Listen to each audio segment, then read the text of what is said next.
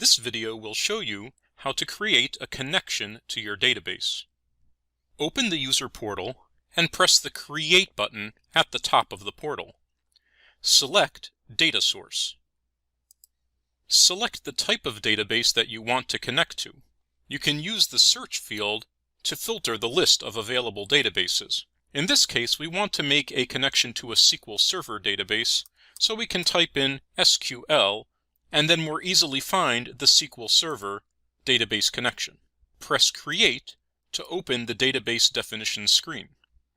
Provide a name for the database connection. Here we'll just call it SQL Server 1.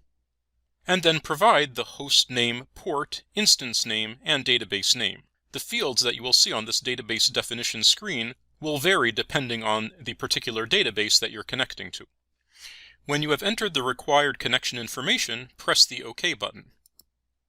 A green check mark in the status column indicates that the connection was made successfully and data can now be retrieved from the database. If the connection was not successful, you will see an error reported in this status column. If that happens, you should check the settings that you entered on the database definition screen, and if those all seem to be correct, then you will need to contact your administrator.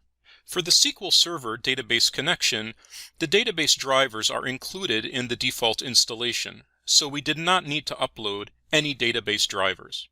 However, there are other database types that may require drivers to be uploaded. Once you have established a connection to your database, you can proceed to create data worksheets and data models. For more information about data worksheets, see the Preparing Data section of the documentation or the various videos on using data worksheets to mash up your data. For more information about creating data models, please see the documentation.